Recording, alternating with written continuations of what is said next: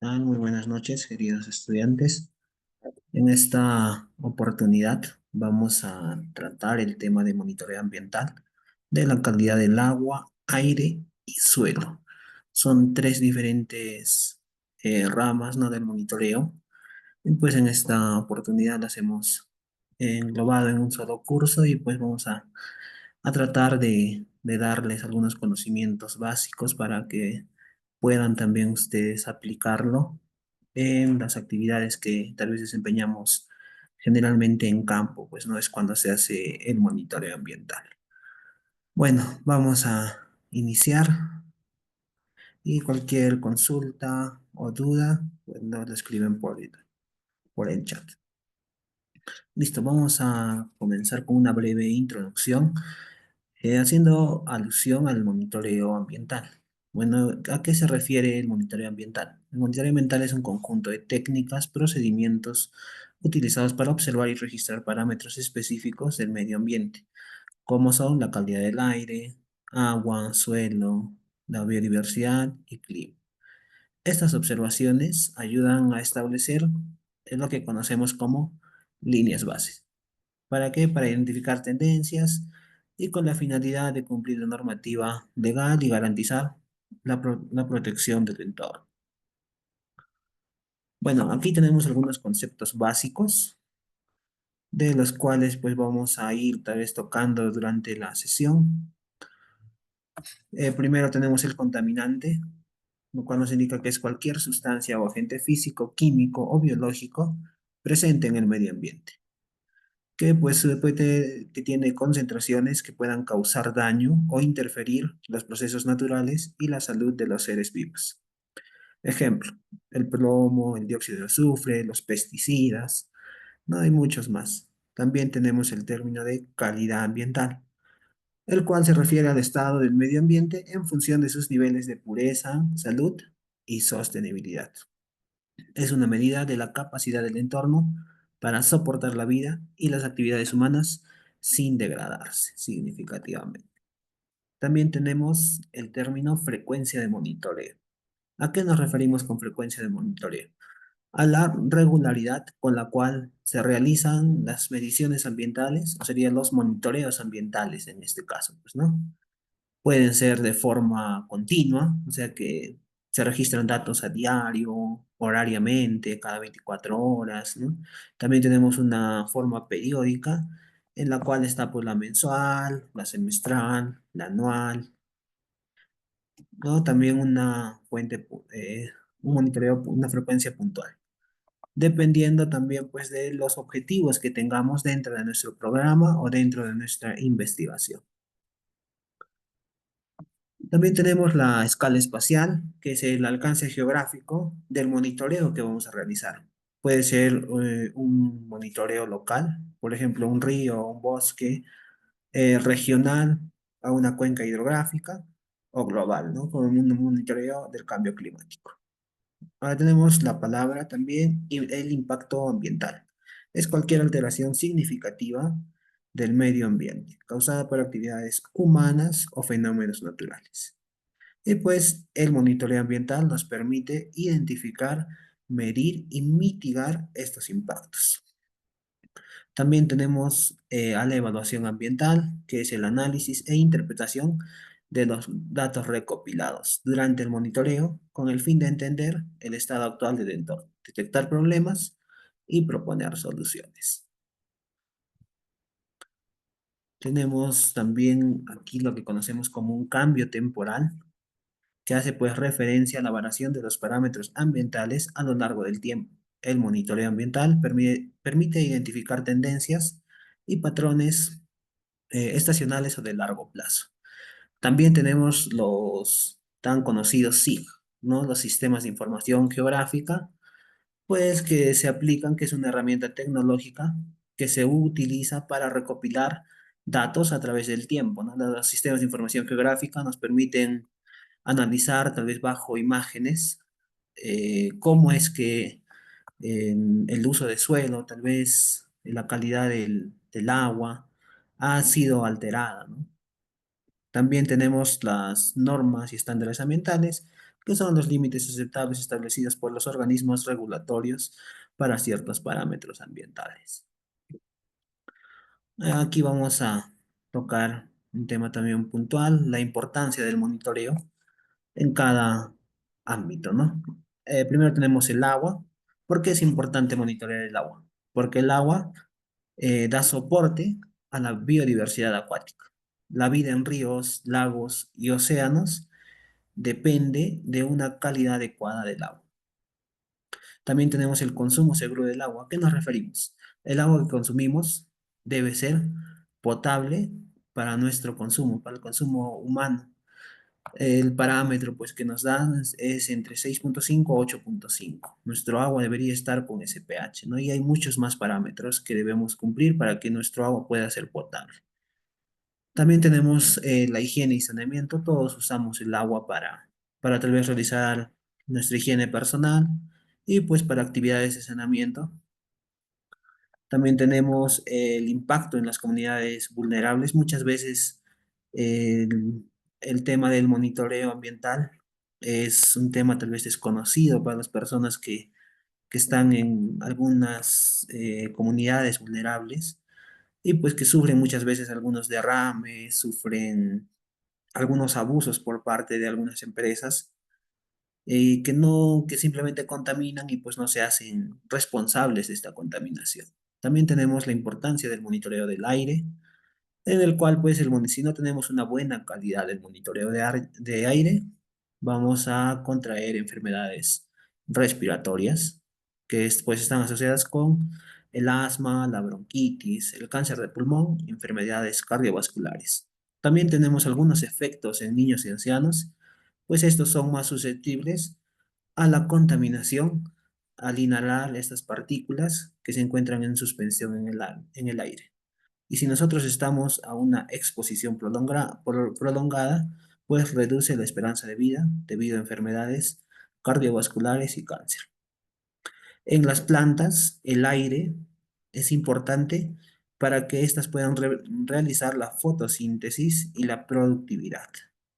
Ahora, si nosotros encontramos elementos, ¿no?, en el aire, estos elementos pues ascienden a la atmósfera, se condensan en las nubes y pues caen a a la superficie como lluvia ácida, ¿no?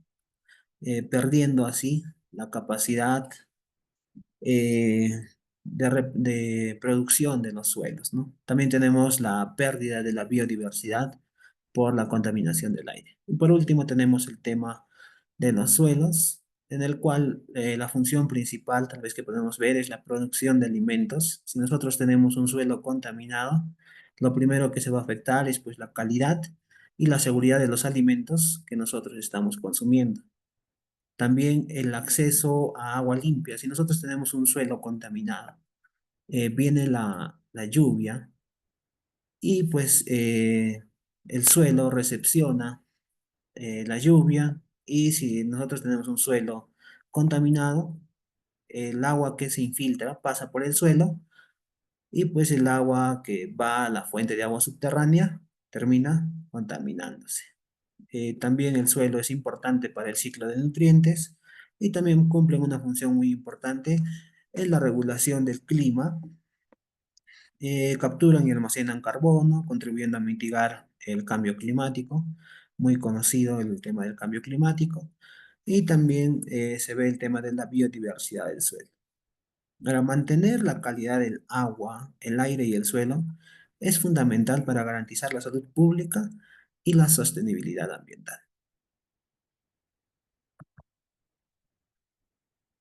Ahora sí vamos a entrar al tema netamente del monitoreo de la calidad del agua.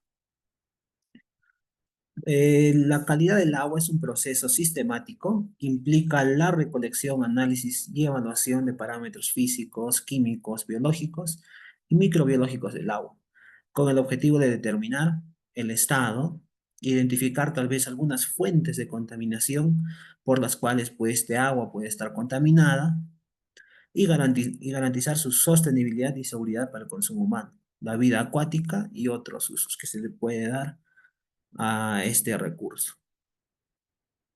Como parámetros principales que tenemos en la calidad del agua, tenemos la temperatura, que influye en la solubilidad de gases como el oxígeno y en los procesos biológicos y químicos. Tenemos la turbidez, que mide la cantidad de partículas suspendidas en el agua, es lo que pues afecta a la penetración de la luz o de los rayos de luz en el agua. También tenemos el color, que es un parámetro que por lo general se mide a vista, ¿no? Y ahí muchas veces se usa también un espectrofotómetro para determinar el color. También tenemos la conductividad eléctrica, que está relacionada directamente con la concentración de sales disueltas. También tenemos los parámetros químicos, como son el pH, el cual pues nos indica la acidez o la alcalinidad del agua. Y pues como les mencionaba hace un momento, el rango óptimo pues debería estar dentro de 6,5 a 8,5. Es lo más óptimo para que este agua pueda ser pues un agua que se pueda consumir y usar para otros usos. También tenemos el OD o el oxígeno disuelto, que es esencial para la vida acuática. En niveles bajos indica contaminación orgánica. También tenemos la DBO y la DQO. La DBO que representa la cantidad de oxígeno necesario para descomponer materia orgánica y la DQO mide la cantidad total de materia orgánica, incluyendo la no biodegradable. Y por otro lado también tenemos los parámetros biológicos, en el cual pues están los organismos bioindicadores. Puede estar la presencia o ausencia de ciertos organismos, como los macroinvertebrados o algas. ¿Cómo tal vez podemos identificar esto?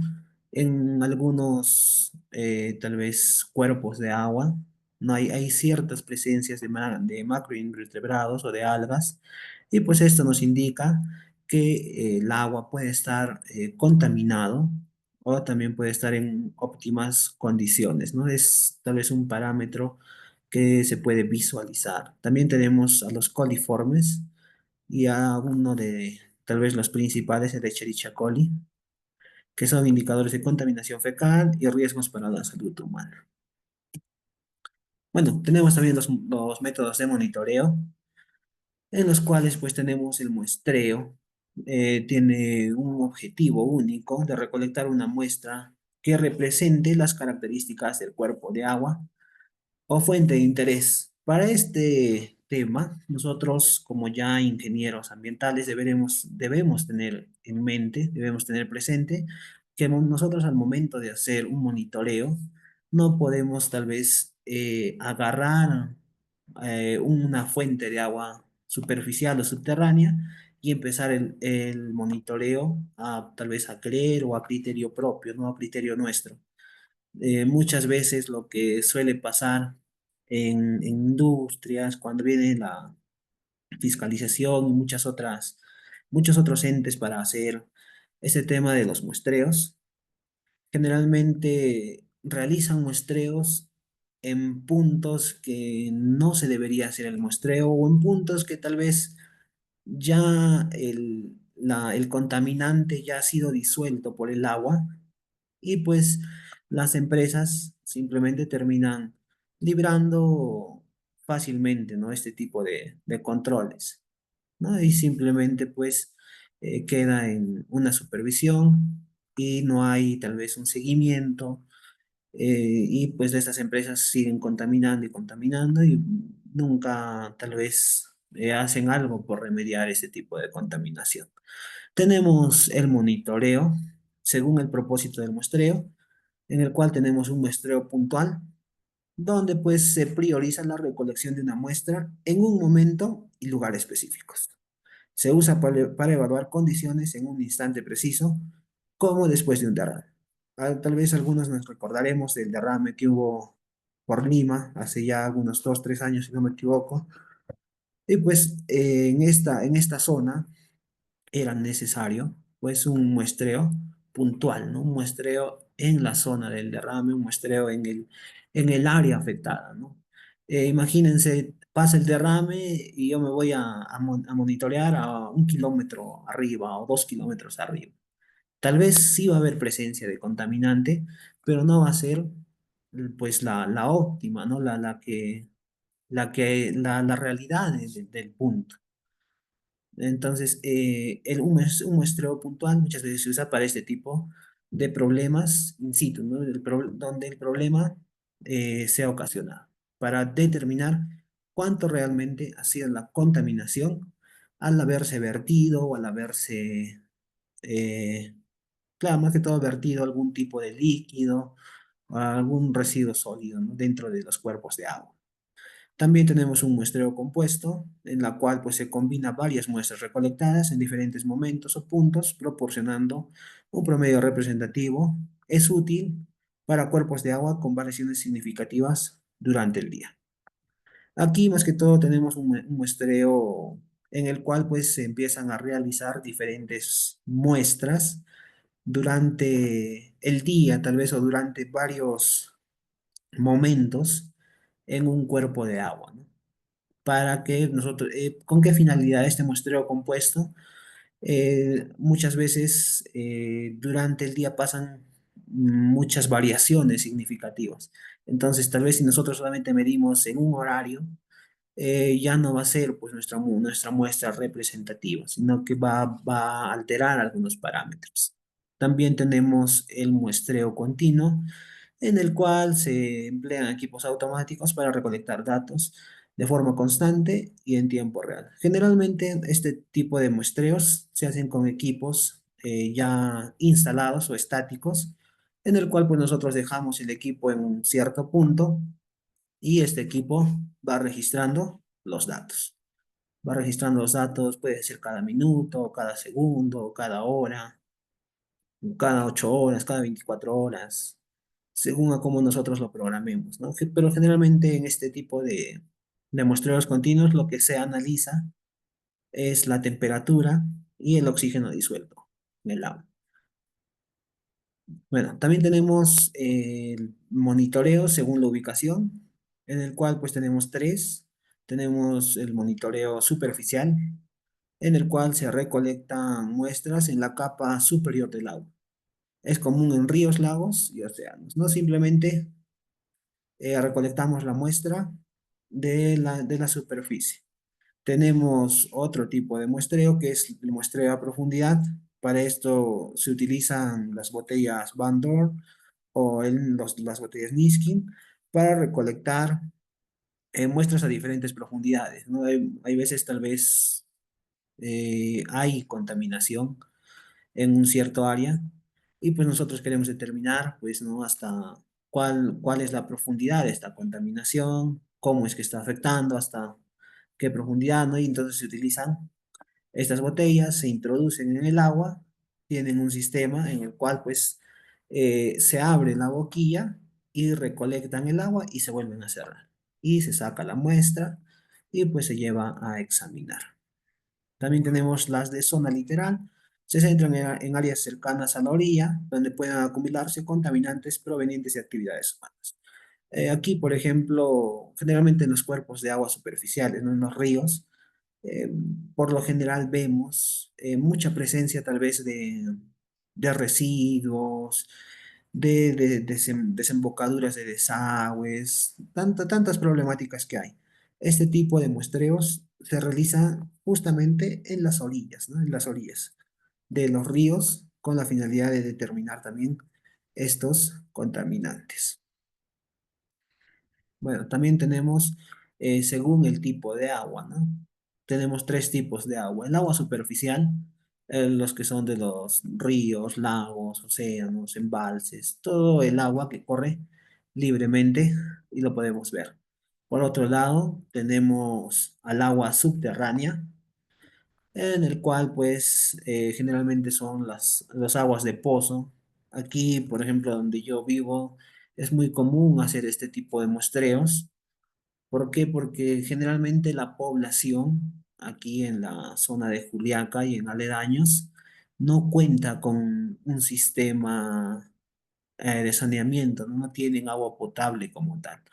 Gran parte céntrica sí cuenta con este servicio, pero en las partes aledañas sufren demasiado del tema del agua y pues lo único que atinan a hacer es pues empezar a hacer pozos tubulares y empiezan a consumir el agua, el agua subterránea.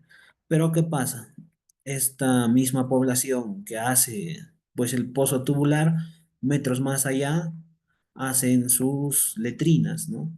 Y pues las letrinas tampoco tienen algún no están protegidas, simplemente hacen una excavación, ponen algunas tablas, lo cercan y empiezan a hacer sus necesidades, ¿no? Imagínense el nivel de contaminación de estas aguas y del agua que consume la población. Sí, pues estamos consumiendo este tipo de agua, ¿no? Que estamos cerca a las letrinas y tal vez sin pensar o sin analizarlo, estamos contaminándonos más y más, ¿no? Esta es una problemática existente aquí en la zona donde estamos.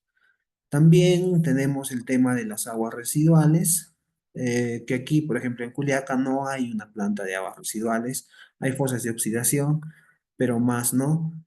Hay proyectos, sí, por ejemplo, yo tuve la oportunidad de ir a Cusco, en donde pudimos ver una planta de aguas residuales, ¿no? Cómo se manejaban, cuáles son los parámetros que se ven, cómo se reutilizan. No hay, es una tecnología inmensa y pues ese tipo de aguas residuales también tienen su manera y sus métodos para poderlos monitorear. Listo. También tenemos dentro de nuestros temas, tenemos las técnicas de análisis de agua. Por ejemplo, tenemos para los análisis físicos. Tenemos para medir la temperatura, usamos un termómetro, para medir la turbidez, un turbirímetro, para medir el color, lo podemos hacer a vista, ¿no? Sobre la simple vista y determinar, ¿no? Si tiene una coloración tal vez más oscura o es pues la coloración normal que tiene el agua, ¿no? O también se puede usar un espectrofotómetro, ¿no? En otro tipo de casos, ¿no? También tenemos la conductividad eléctrica, un conductímetro, ¿no? Para medir.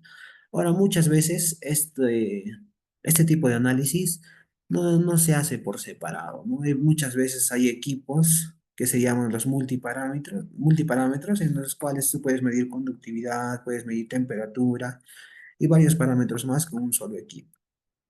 También tenemos el análisis químico, en el cual pues entra el tema del pH, que se mide con un pHímetro, el OD, que es el oxígeno disuelto, que se mide también con un sensor.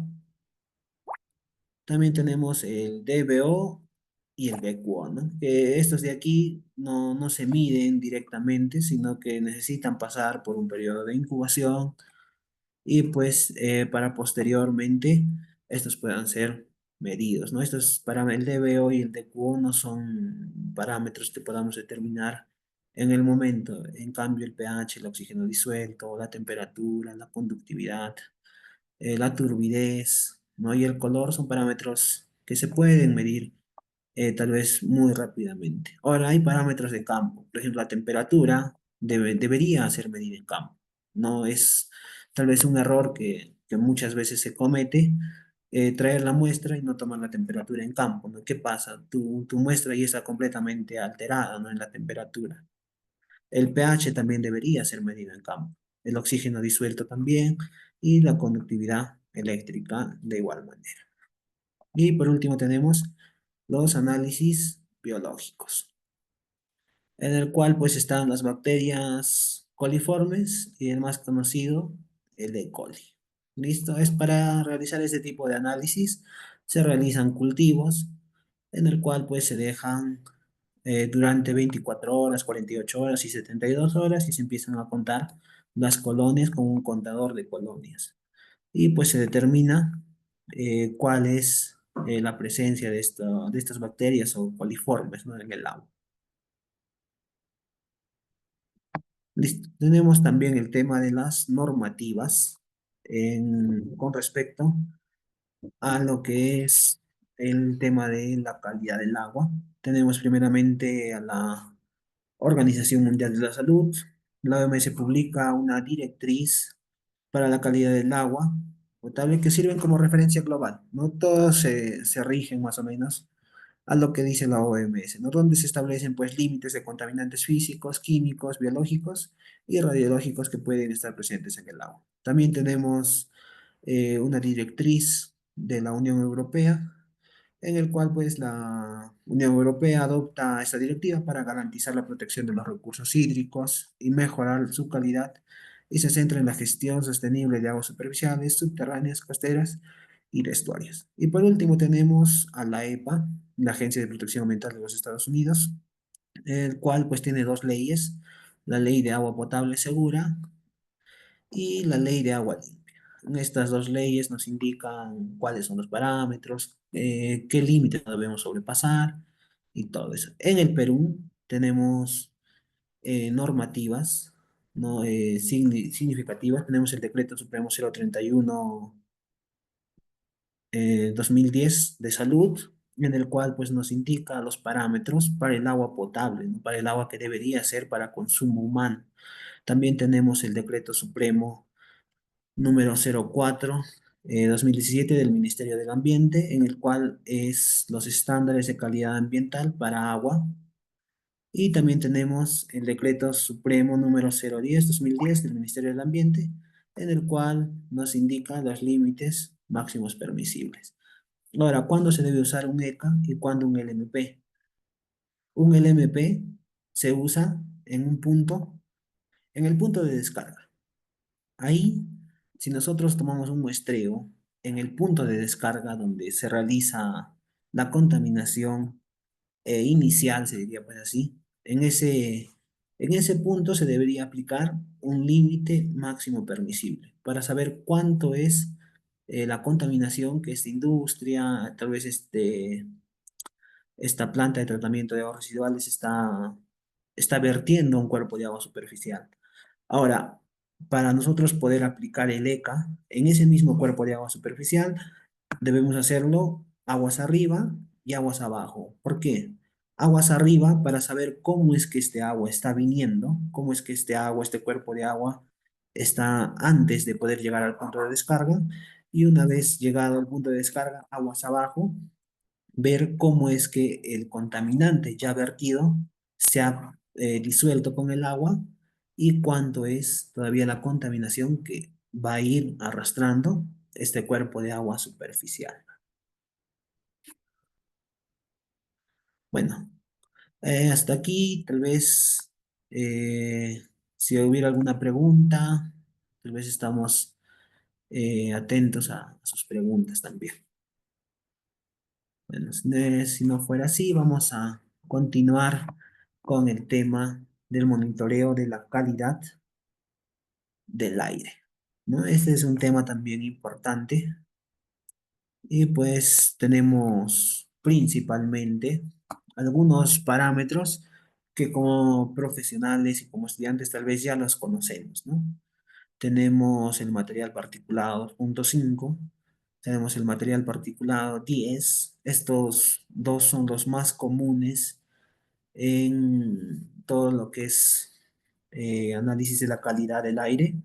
¿Por qué? Porque son partículas muy pequeñas que a simple vista no podemos verlas, ¿no? Y nosotros tal vez en el diario pues empezamos a inhalarlas y con el tiempo pues empiezan a causarnos algún tipo de enfermedades. También tenemos el dióxido de azufre, el monóxido de carbono, el dióxido de carbono, el ozono troposférico, el plomo, los famosos COPS, los compuestos orgánicos volátiles, y el amoníaco. Estos son algunos parámetros, pues, que se miden en, en el tema de la calidad del aire. Bueno, tenemos los métodos de monitoreo de la calidad del aire. Tenemos primero las redes de monitoreo estacionarias.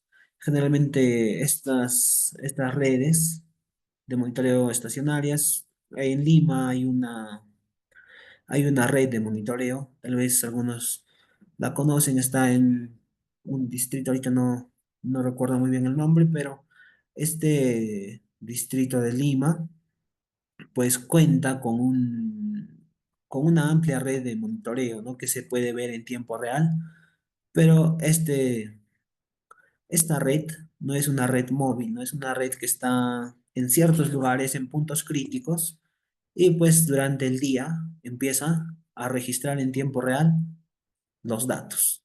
Te va botando poco a poco los datos.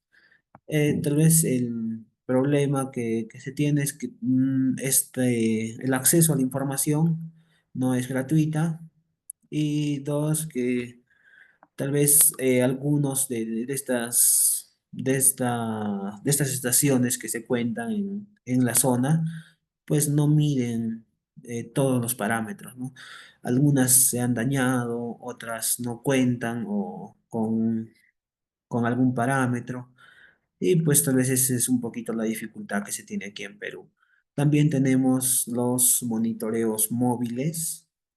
Este es aquí en Perú se ha implementado un monitoreo móvil, pero también es estacionario hace 2 años, si no me equivoco, por el OEFA. Son carros, ¿no? Que caminan por la ciudad y pues empiezan a monitorear constantemente en la calidad del aire. También tenemos los monitoreos pasivos, que se usa pues dispositivos simples como tal vez los tubos absorbentes que capturan los contaminantes en periodos prolongados, ¿no? De cierto tiempo, y estos se llevan posteriormente a un laboratorio y pues nos botan un resultado. Esto también es un monitoreo pasivo. Y tenemos un monitoreo remoto en el cual pues se incluyen las tecnologías como la teledetección mediante satélites o drones.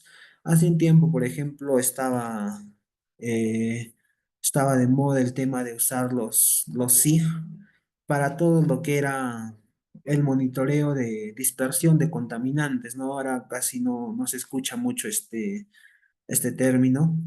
Lo que se hacía era pues ubicar una chimenea, ¿no? Se encontraba una chimenea, se ubicaba la chimenea y pues se empezaba a ver cómo es que esta chimenea empezaba a dispersar pues sus vapores, sus contaminantes existentes a la atmósfera, y pues se medían mediante los sistemas de información geográfica, especialmente con el ARGIS, y pues se podía ver cuánto era el alcance de este monitoreo, ¿no?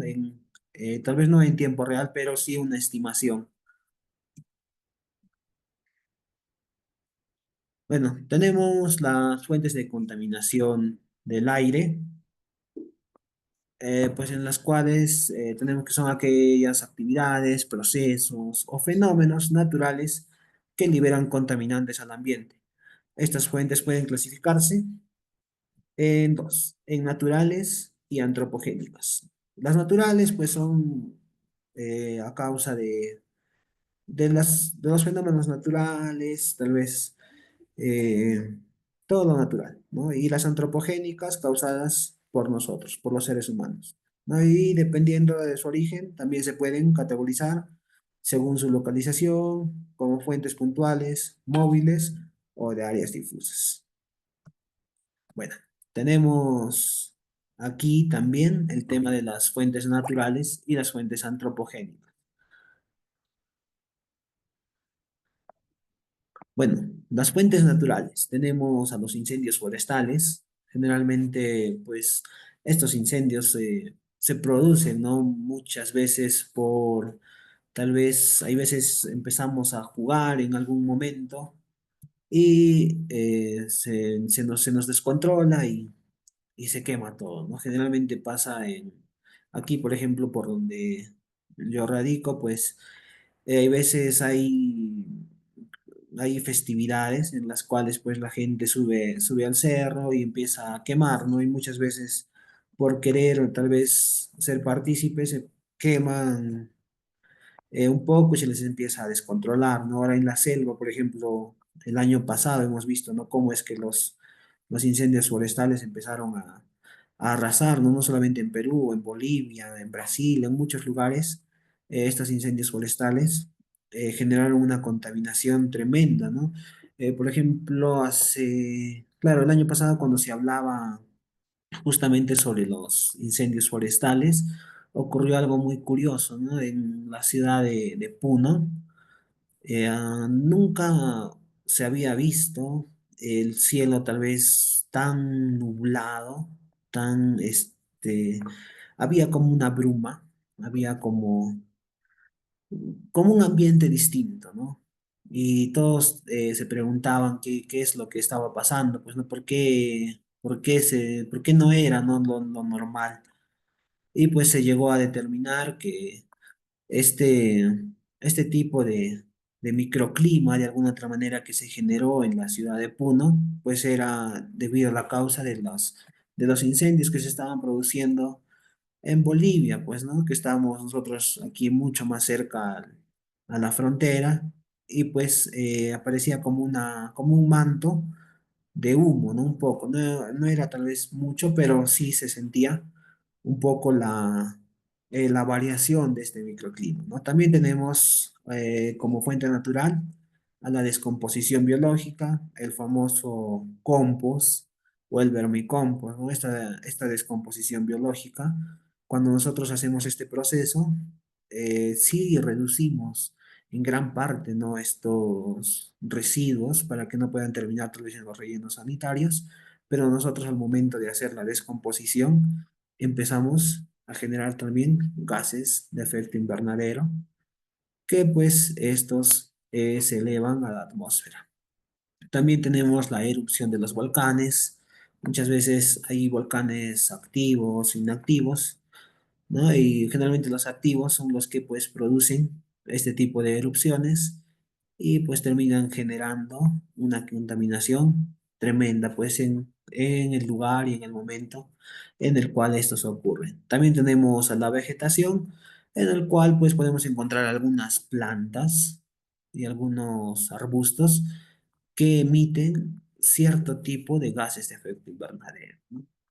También tenemos las tormentas de polvo y arena. Y por último también tenemos como fuente natural a los océanos. También tenemos las fuentes antropogénicas, que son el principal motor de la contaminación del aire debido al crecimiento de la población, la urbanización y las actividades industriales. Tenemos como fuentes estacionarias, las fuentes que pues no se pueden mover de alguna otra manera, en el cual tenemos las fábricas, tenemos tal vez todo lo que es la industria, ¿no? Tenemos también lo que comúnmente a veces hacemos es la quema de los residuos sólidos, muchas veces por flojera o por no esperar, empezamos a quemar nuestros residuos sólidos, ¿no? Tal vez hay situaciones que se ven a diario, ¿no? Por donde yo estoy viviendo, por ejemplo, ahora, hay veces hace rondas vecinales y pues empiezan a quemar, ¿no? Esos tipos de residuos, empiezan a quemar llantas y pues no hay una conciencia, ¿no? De la población, por más que tal vez se les diga o se les explique que esto está mal, ¿no? Y bueno, como ingenieros cumplimos con nuestra labor de informar, ¿no? Pero no podemos tal vez ir más allá, ¿no? Bueno, también tenemos las fuentes móviles, las fuentes móviles, en el cuales están pues los transportes, ¿no? Más que todo, los taxis, los trailers, los aviones, los barcos, que terminan pues generando una gran contaminación debido a que tal vez en el tema de los autos aquí en Perú, tal vez no hay una normativa a día de hoy que establezca cuál es el tiempo de uso no necesario o cuándo un auto ya debe dejar de funcionar, ¿no? Aquí en Perú estamos acostumbrados a tener nuestros autos, nuestras movilidades hasta el último, ¿no? Hasta que ya digan basta, hasta que ya realmente no funciona. Hasta ese punto estamos tal vez acostumbrados a tener nuestras movilidades. Esto no está bien, ¿no? En países tal vez mucho más avanzados hay normativas que prohíben, que limitan este tipo de acciones, ¿no? Los autos solamente tienen un cierto tiempo de vida, igualmente los buses, las camionetas y todo eso, ¿no? ¿Por qué? Porque una vez que estos autos cumplen ese tiempo de vida, pues empiezan a emitir mucho más gases de efecto invernadero y contribuyen con la contaminación del aire. También tenemos las fuentes de área, en la cual pues encontramos la sobrepoblación. Creo que en el Perú este es un tema muy puntual a tratar. En el Perú está creciendo descontroladamente y no hay un proyecto el cual pues nos diga que se debe establecer de esta forma, ¿no? Que la población debe crecer para tal lado,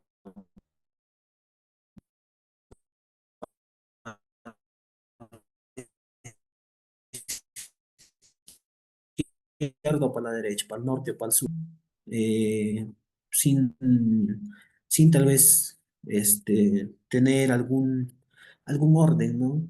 Y esto al final nos termina generando mucha más contaminación. Y también tenemos dentro de las fuentes de área a todo lo que es los químicos que se usan, los pesticidas y todo el tipo este tipo de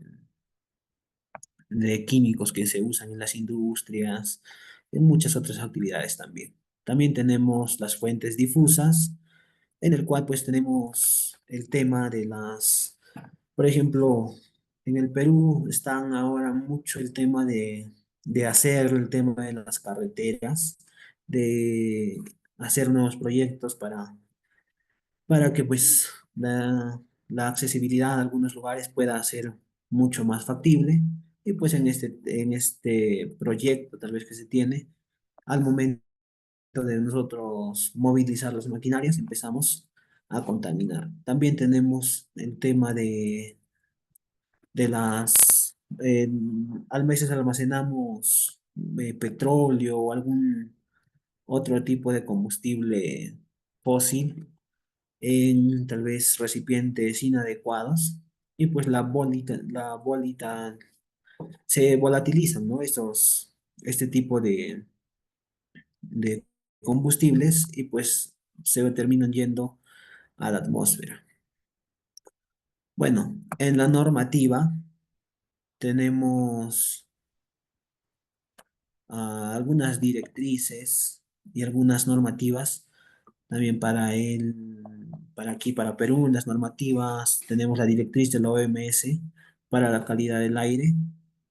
Esta es una directriz en la cual pues nos establece algunos límites, algunos parámetros para que nosotros podamos pues no sobrepasar estas emisiones, ¿no? Pero muchas veces en nuestro país no se termina tal vez aplicando este tipo de directrices, ¿no? También tenemos la directiva sobre la calidad del aire ambientado de la Unión Europea, en el cual pues esta directriz es mucho más drástica que nuestra norma peruana, ¿no? Y también tenemos el Acuerdo de París, la COP21 y la Convención del Marco de las Naciones Unidas sobre el Cambio Climático, en el cual pues se incentiva o se procura disminuir eh, todo lo que es los gases de efecto invernadero, ¿no? En la atmósfera. Y en el Perú tenemos el Decreto Supremo número 003/2017 del Ministerio del Ambiente, en el cual se dan los estándares de calidad ambiental para aire. Pero, como les mencionaba hace un momento, ¿no? El gran problema que tenemos aquí en Perú y creo que es un tema que deberíamos tomar conciencia y también las autoridades de arriba, es que si nosotros vamos a las normativas externas, normativas de afuera, nosotros vamos a ver que en el Perú la normativa está muy elevada. O sea, prácticamente los países externos, por ejemplo, China, Estados Unidos, países tal vez más avanzados, vienen al Perú y contaminan y se van. ¿Por qué? Porque nuestro marco legal, nuestros estándares de calidad ambiental, para ellos es muy elevado, es muy alto. Digamos, en Estados Unidos, la calidad a ver, el material particulado, PM2.5 digamos, es uno, y aquí en Perú estamos con 5 o 10. Entonces, es muy amplio la brecha que tenemos respecto a los países tal vez mucho más desarrollados, ¿no? Es por eso que vienen a nuestro país a invertir, vienen a nuestro país a contaminar y se van felices, pues porque les sale barato la, la producción, les sale barato pagar el tema de los bonos de carbono, tal vez para hacer todas sus actividades, ¿no? Y pues se la llevan de alguna otra manera fácil y nos terminan dejando una contaminación tremenda. Bueno, hasta aquí ya terminamos el tema de la calidad del aire. Listo, ahora vamos a entrar a lo que es el monitoreo de la calidad del suelo. ¿Listo? Vamos a ir a una breve introducción. El monitoreo, por ejemplo, de la calidad del suelo es una actividad fundamental para evaluar la condición del suelo, identificar la presencia de contaminantes y conocer su capacidad para sustentar la vida y los ecosistemas. Bueno, los parámetros. Tenemos parámetros físicos, en el cual pues está la textura del suelo. A lo que se refiere es la proporción relativa de partículas de arena, limo, arcilla presentes en el suelo. También tenemos la densidad aparente, que representa cuán compactado se encuentra el suelo en un estudio. También tenemos la porosidad, que es el volumen de los espacios vacíos entre las partículas del suelo. Y también tenemos la humedad del suelo, que es la cantidad de agua contenida en el suelo en un momento dado.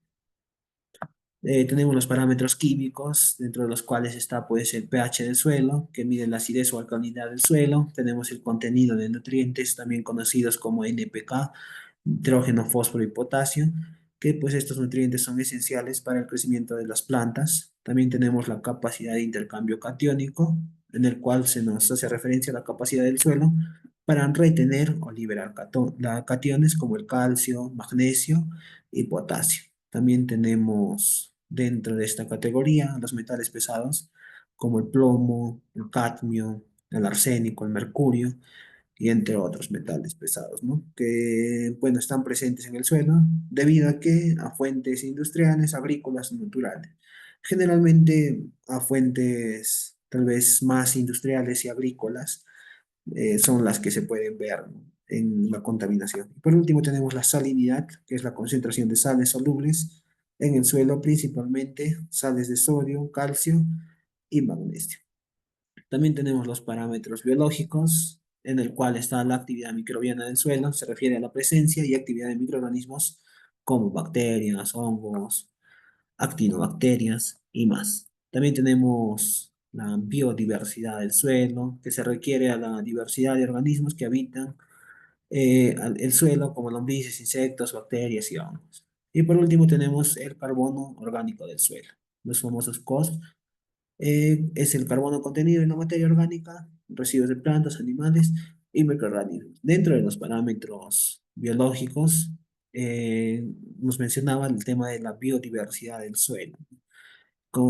Aquí en este ítem, muchas veces, tal vez ustedes conocen a los anfibios, ¿no? Los anfibios, los famosos anfibios, estos parámetros biológicos, y nosotros vemos a un anfibio en un área degradada, por ejemplo, o en un lugar o en un suelo que por A o B nos dicen que está contaminado, ¿no? Si nosotros vemos un anfibio en este área, nosotros, por deducción, podemos decir que ese suelo tal vez ya no está tan contaminado o no es, tal vez ya se ha ido regenerando con el tiempo, ¿Por qué? Porque los anfibios son muy exquisitos para elegir pues el área donde habitan.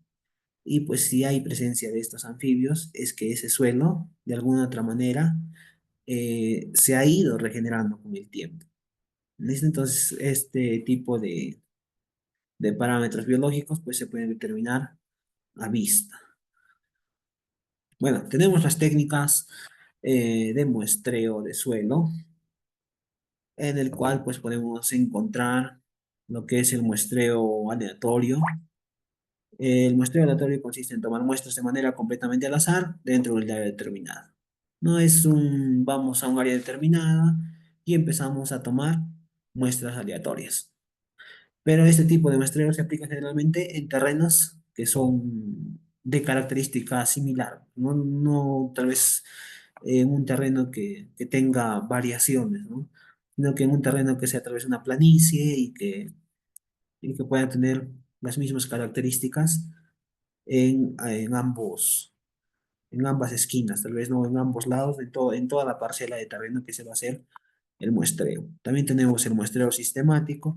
El muestreo sistemático ya implica tomar muestras a intervalos regulares a lo largo de una cuadrícula con un patrón determinado dentro del área de estudio. Aquí ya más o menos empezamos a tal vez sacar un cálculo y decimos vamos a tomar 4 muestras de tal punto, ¿no? Esos puntos tienen que ser de alguna otra manera similares para que nuestra muestra pueda también ser una muestra compuesta y pues esta pueda ser, eh, no pueda ser alterada y podamos tener un buen análisis, ¿no?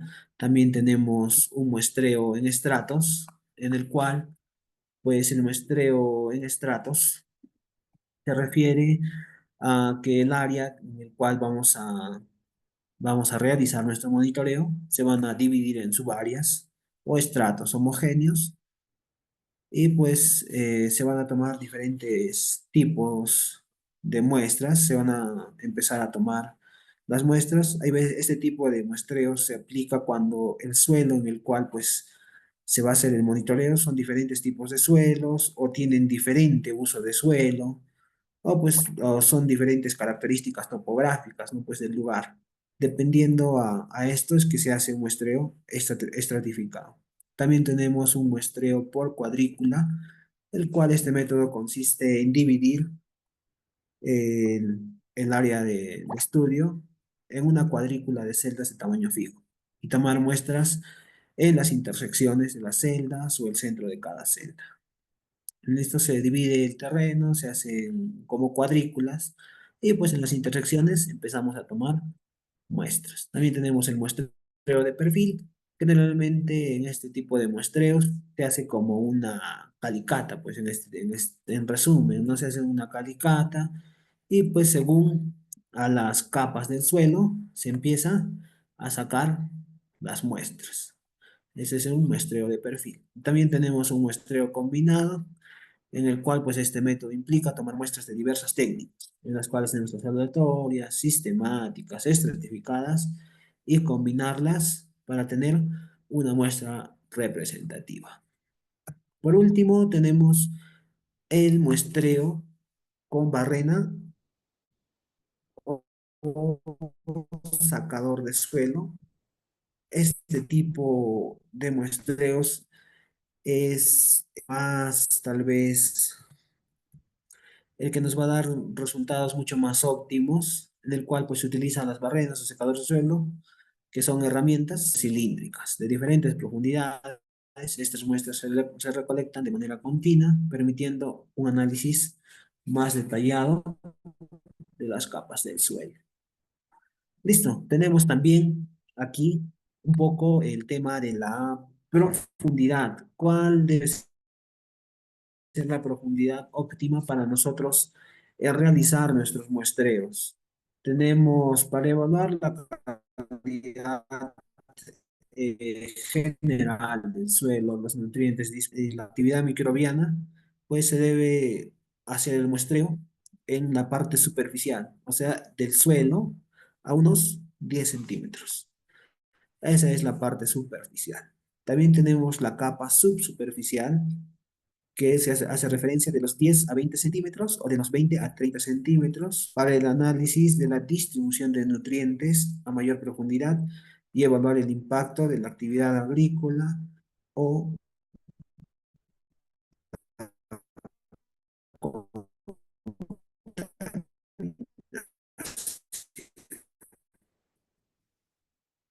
ahora, para profundidades mayor profundidad, se va del perfil del suelo, evaluar la movilidad de nutrientes o contaminantes o para suelos de árboles o cultivos profundos, ¿no? Si queremos tal vez plantar árboles, es necesario hacer este tipo de muestreos. ¿Por qué? Para poder ver cuál es la capacidad de retención de nutrientes, cómo es que está este suelo y todo eso. También tenemos el muestreo continuo, el cual después en suelo con capas diferenciadas se puede realizar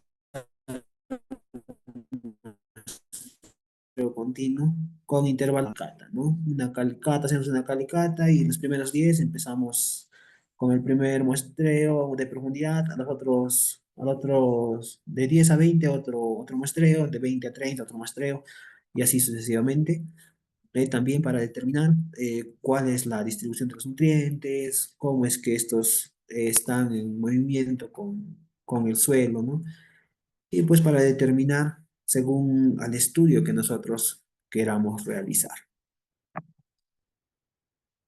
Bueno, tenemos para las muestras cuál es el transporte. Primero debemos ver, nosotros generalmente cuando hacemos un análisis de, de suelo, tenemos que ver el tiempo de transporte, ¿no? Ahora, si tenemos un laboratorio cerca, bueno, es muy, muy genial no tener un laboratorio cerca. ¿Por qué? Porque nos ayuda bastante.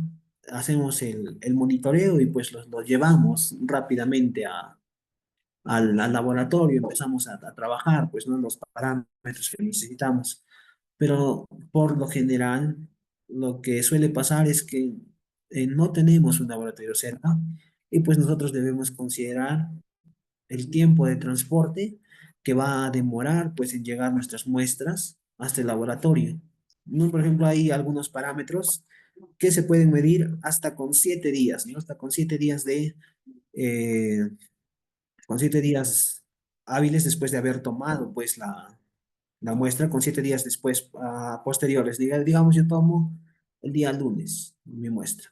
Martes, miércoles, jueves, viernes, sábado, domingo, lunes. Hasta el lunes máximo tenemos para medir ciertos parámetros en esa muestra.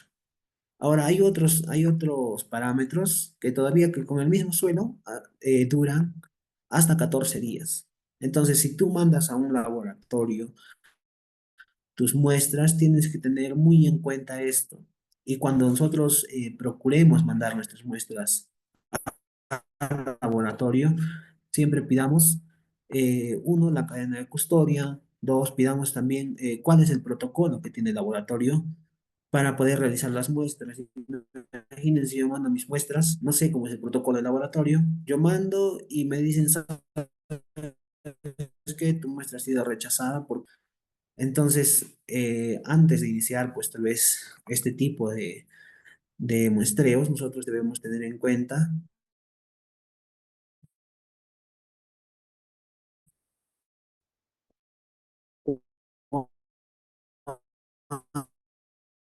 cuánto va a ser el tiempo de transporte. A este punto, nosotros debemos tener en cuenta que nuestra muestra no debe ir, pues, no es que yo agarre una muestra, lo pongo tal vez en una botella o lo pongo en una bolsa en una bolsa simple, ¿no?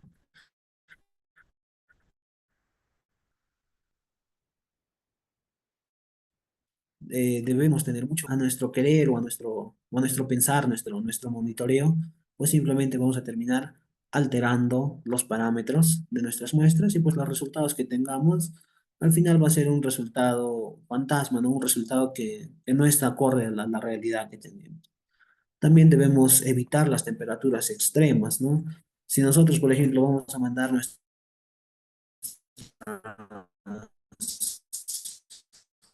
muestras, digamos, yo estoy en Lima y voy a mandar una muestra para Puno, puedan venir eh, bien de allá, de Lima, embarcarlas y tal vez si se puede camuflar nuestra muestra para que las temperaturas extremas, aquí en Puno, por ejemplo, por estas temporadas suele helar, ¿no?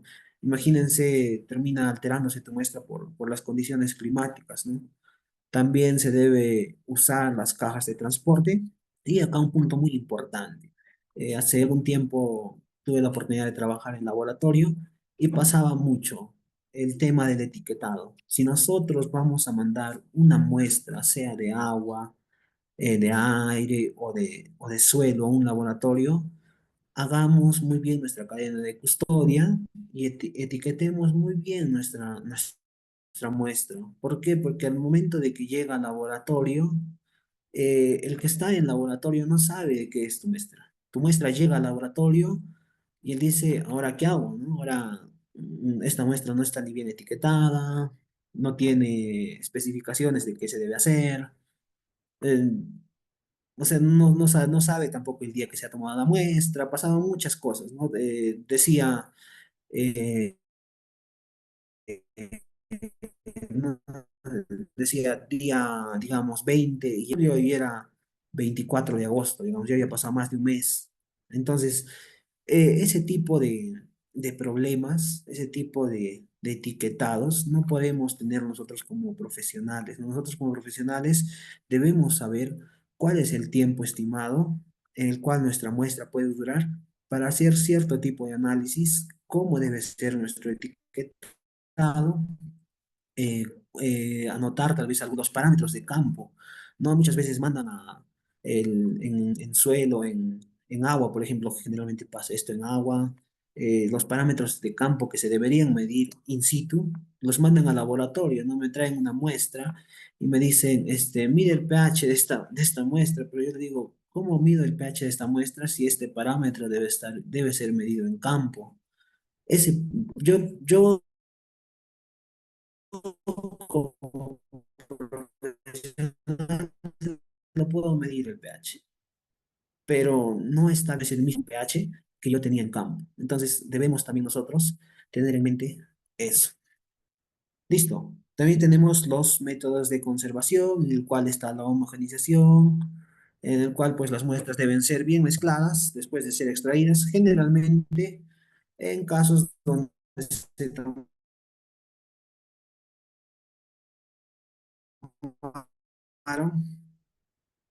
o también tenemos la refrigeración, en algunos casos, especialmente cuando se investigan características biológicas o la actividad microbiana. Las muestras deben ser conservadas a bajas temperaturas, entre 4 y 10 grados centígrados, ¿no? Generalmente cuando se van a analizar características biológicas de este suelo. ¿Y para con qué finalidad? Con la finalidad de minimizar la actividad biológica antes del análisis. Ya, a ver, un momentito, ya sí está bien. Listo. También tenemos el tema de los conservantes.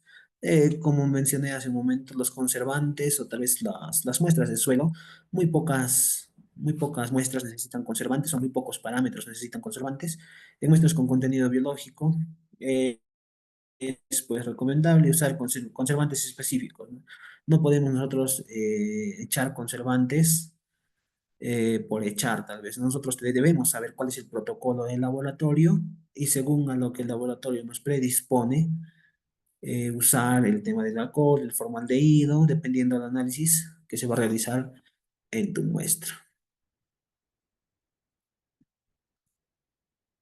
Listo, aquí tenemos algunos efectos que pues producen la contaminación del suelo o la contaminación del suelo pues para nosotros como personas y para los animales y para tal vez muchos factores más.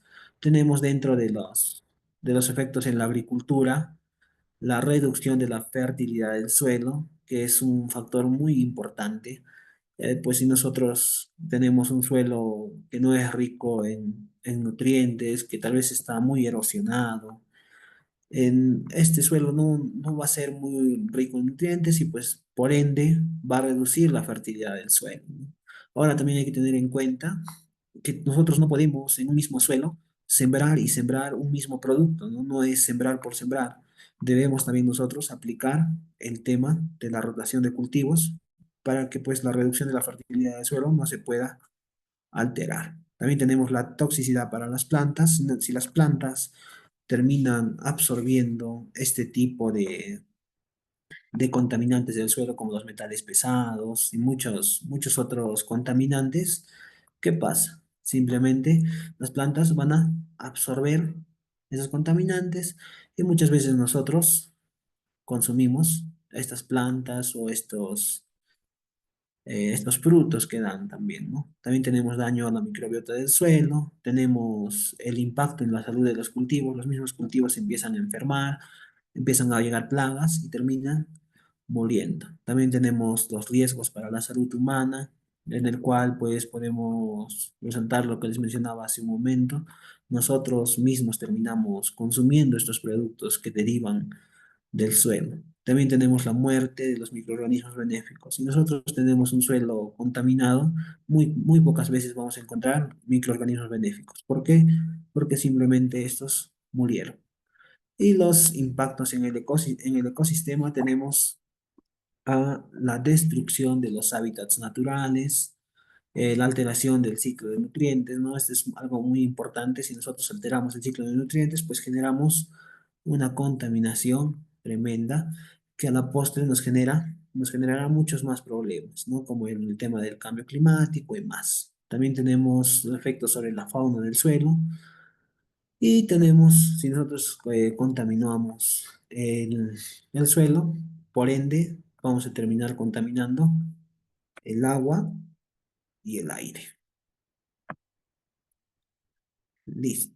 Tenemos ya hasta aquí unas pequeñas conclusiones de todo lo que se ha ido tocando durante este breve curso que hemos tenido. Y pues vamos a ver que hemos tocado el tema del agua, el tema del aire y también el tema de la calidad del suelo. Y pues el monitoreo ambiental del agua, aire y suelo es una actividad crítica para identificar y controlar los impactos negativos de las actividades humanas en el medio ambiente. ¿Sí? Y pues nosotros como profesionales en este rubro, nosotros debemos evaluar, uno, la efectividad de las políticas ambientales, ¿no? Los datos generados por el monitoreo son esenciales para ajustar regulaciones, planificar acciones correctivas y promover el desarrollo sostenible. Como les mencionaba hace unos instantes, ¿no? En la capacitación de la calidad del agua, nuestros parámetros para nuestros estándares y nuestros LMPs son muy elevados, son muy fáciles de cumplir y aún así muchas veces las empresas grandes no terminan cumpliendo estos estándares, ¿no? Y simplemente terminan pagando los bonos y pues se libran, ¿no? De sanciones, se libran tal vez de algún cargo, ¿no? Y salen libres de polvo y paja, ¿no? Pero como les mencionaba, nuestros estándares son muy elevados, son muy sencillos y muy fáciles de cumplir. La siguiente conclusión a la cual podemos llegar es que el monitoreo nos va a servir para prevenir riesgos. La detección temprana de contaminantes en agua, aire y suelo nos va a ayudar muchísimo a minimizar los riesgos para la salud humana y la biodiversidad. Si nosotros detectamos en el momento indicado este tipo de contaminación, nosotros podemos aún todavía remediar el daño que se ha hecho, ¿no? Por ejemplo, aquí en todo el Perú se ve el tema de los botaderos, ¿no? Muchas veces estos botaderos simplemente nos sirven como un tacho de basura, ¿no? Recogen los residuos sólidos que generamos y simplemente los botan, ¿no? Y nunca nos preocupamos tal vez por el qué pasa después, ¿no? ¿Qué se debe hacer? ¿Cómo es el cierre correcto de estos botaderos? ¿Cómo se debe gestionar para poder recuperar este área degradada? Si nosotros no priorizamos este tipo de problemas, si nosotros no detectamos de manera temprana este tipo de contaminantes, lastimosamente a la postre vamos a terminar lamentando. ¿Por qué? Porque los recursos que tenemos, tal vez con el tiempo sí son regenerados, sí se llegan a regenerar, pero nosotros como personas no le damos el tiempo ni tampoco le damos el interés necesario para que estos puedan regenerarse. También tenemos el otro tema que es proteger los ecosistemas. El monitoreo es muy necesario para proteger, ya que nos permite garantizar la calidad de los recursos naturales. El monitoreo contribuye al mantenimiento de los servicios ecosistémicos esenciales para la vida, ¿no? Si nosotros realizamos monitoreos periódicos, estamos tal vez metidos en este mundo del monitoreo, tomemos conciencia, ¿no? Tomemos eh, acciones sobre lo que estamos haciendo y tampoco nos hagamos tal vez los de la vista chueca, ¿no? Hay veces, muchas veces hacemos el monitoreo simplemente por cumplir una meta, ¿no? Eso se ve generalmente mucho en municipios. En municipios hay un programa que es el Plan EFA, por ejemplo. En el Plan EFA se planifican muchas cosas, se planifican supervisiones, se planifican monitoreos, se planifican N actividades. ¿Y qué pasa? Generalmente nos gana el tiempo, se nos fue el tiempo, ¿qué hacemos? Oye, contratamos una empresa, hacemos que nos haga el monitoreo del agua, del suelo y del aire. Y simplemente, ya, ¿cuánto sale? Son 20.000 soles. Pagamos los 20.000 soles y nos olvidamos, ¿no? Y nos entregan los resultados y no hay más, no hay tal vez una acción posterior, ¿no? Ya viendo los resultados, ¿qué se puede hacer? Simplemente nos contentamos en el hacer y quedar bien con la autoridad o quedar bien con el Estado y decir, ya lo realicé y eso es lo que me pediste y no me preocupo más, ¿no? No, ya no tengo más responsabilidad. Yo ya cumplí mi parte, ahora háganlo ustedes. No, generalmente se ve mucho esto en las gestiones y tal vez somos nosotros, los ingenieros ambientales, los que pues estamos ahora eh, a la cabeza de todo esto. Si nosotros hacemos correctamente nuestro trabajo y nosotros le ponemos empeño, le ponemos ganas, yo creo que se pueden lograr grandes resultados. Se pueden lograr muchas más mejoras en todo el tema del monitoreo y tal vez con el tiempo, con el pasar del tiempo, las normativas puedan ser un poco más estrictas, ¿no? Tal vez ya no aceptar este tipo de parámetros, ¿no? Ir mejorando este tipo de normativas para que también las empresas extranjeras, las mismas empresas peruanas puedan tener un poco más de conciencia, ¿no? Y digan, sí, sí estamos contaminando. Y pues puedan ponerse una mano al pecho y hacer acciones que puedan remediar la gran contaminación que hacen a diario. Y por último, también tenemos que se debe fomentar la sostenibilidad. Los monitoreos deben proporcionar una base científica para promover el uso racional de los recursos y el desarrollo de tecnologías limpias. Queridos participantes de esta reunión, quedémonos con esto, ¿no? Proporcionemos una mejor calidad de vida a la próxima generación. Nosotros estamos de pasada, ¿no? Nosotros tal vez estamos aquí para poner nuestro granito de arena. Pero si nosotros no contribuimos ni siquiera con el granito de arena que podemos, lastimosamente, para la postre, esto se va a hacer un problema enorme,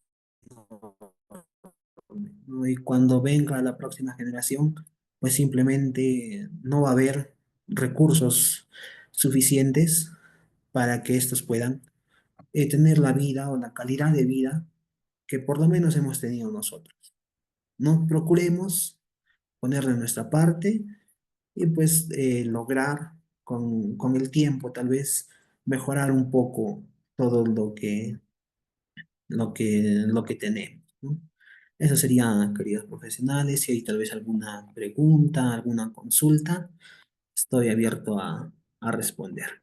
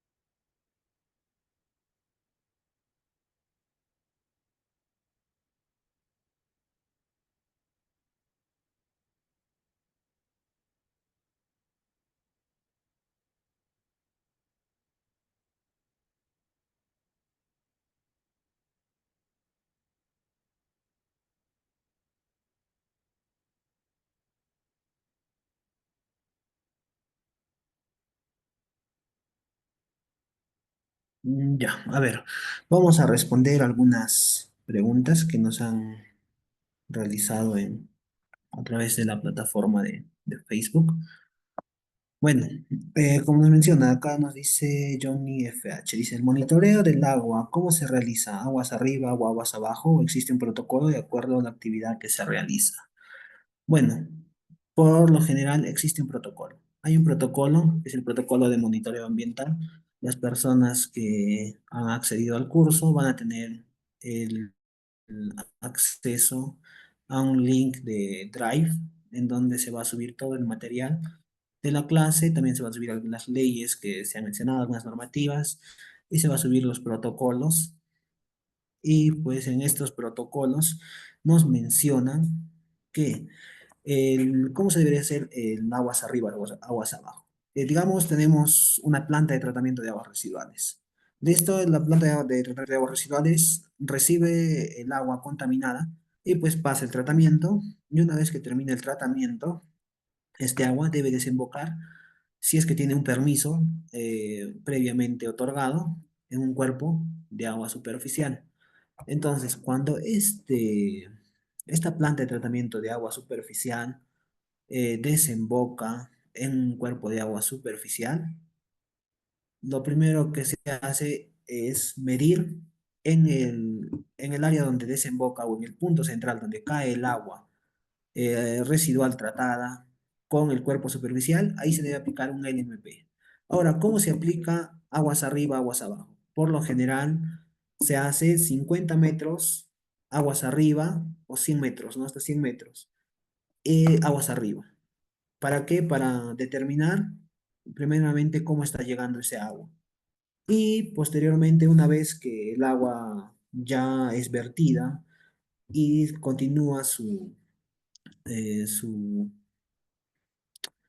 ¿cómo se diría? Su trance tal vez por el cuerpo de agua superficial, 50 metros o 100 metros aguas abajo, también se hace la medición para ver cómo es que este agua se ha mezclado con el agua superficial y qué parámetros ha sido alterado, ¿no? Dentro al haberse vertido en el agua superficial.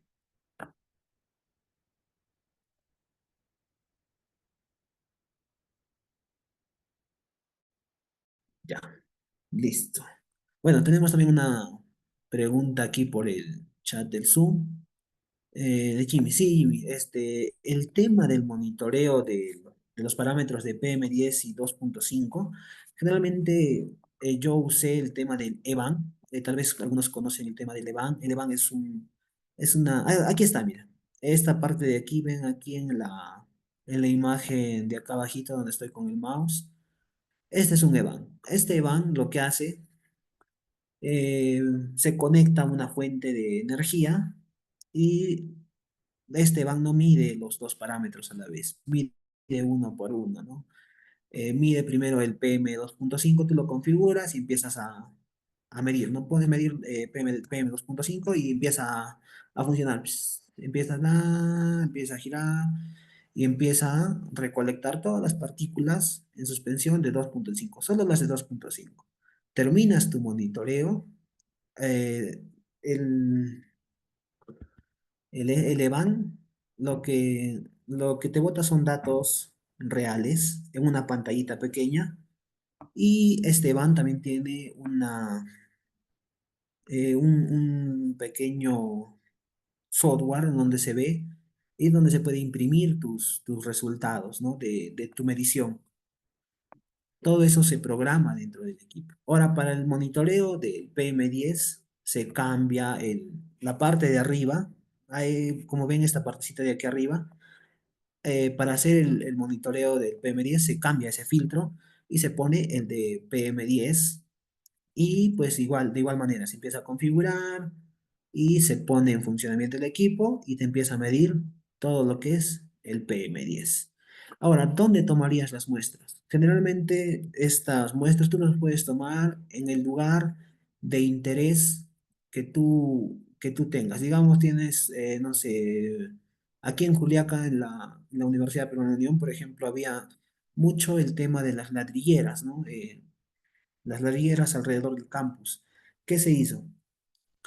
Se agarraba el equipo, el EVAN, se agarraba el EVAN, se ponía en un lugar que más o menos pensábamos o creíamos, estimábamos que había cierta contaminación generada y pues se empezaba a medir. Ahora, por A o B no encontrábamos tal vez a tanta contaminación, lo poníamos tal vez un punto mucho más cercano a las fuentes, ¿no? de contaminación o de emisión de estos gases de efecto invernadero, ¿no? Y de este material particulado.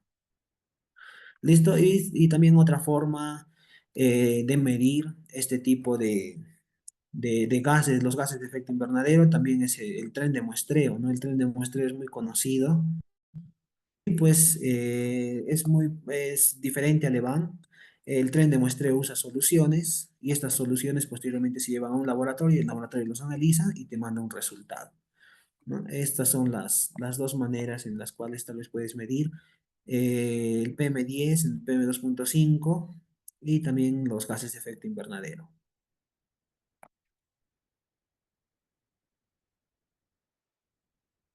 No, ya, generalmente la muestra se toma por horas. Hay en el protocolo te explica, ¿no? Hay muestreos por 24 horas, generalmente es el más completo.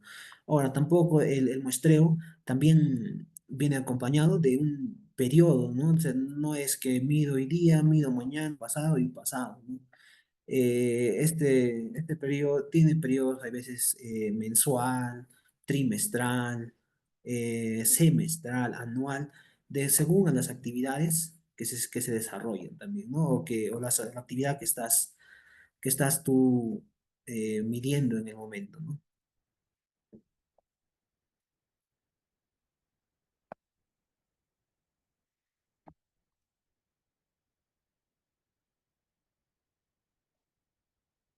Listo. ¿Alguna consulta más, tal vez, dentro de este tema de monitoreo ambiental? Estaba muy interesante el tema. Creo que se ha tocado un tema muy relevante y espero que también pues haya contribuido con los conocimientos para ustedes, ¿no? Tal vez si hubiera alguna consulta más, estoy a disposición para poder contestar sus preguntas.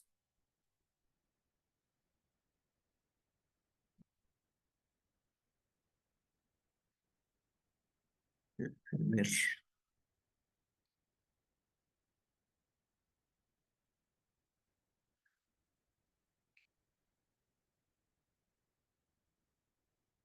Ya, por eso justamente te mencionaba Jimmy, en un día hay diferentes formas de medir, ¿no? El protocolo te indica que en un día puedes tomar 8 horas corridas, si es que es un tercio de día, o por lo general el más completo que te pide el protocolo o el que es el más óptimo es que tú agarres el equipo, el EVAM o el equipo que vayas a contratar y empieces a las 8 de la mañana, digamos, del día de hoy, digamos, o hoy día, digamos, hoy día era miércoles a las 8 de la mañana. Entonces, hasta el día siguiente a las 8 de la mañana.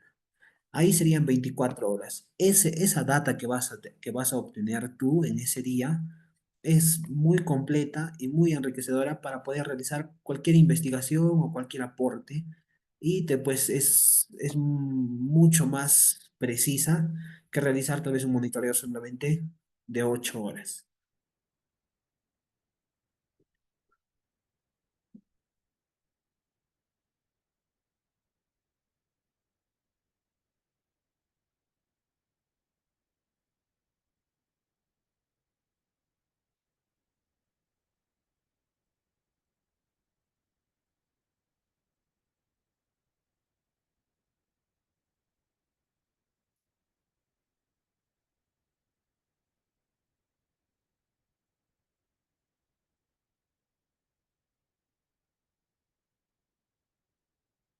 Listo, queridos participantes. Si no hay tal vez ninguna pregunta más, vamos a dar por concluida esta sesión y ya nos estaremos viendo en otra oportunidad. Bueno, mi nombre es Roy Manín Condori y pues ha sido un gusto tener con usted. Muchas gracias.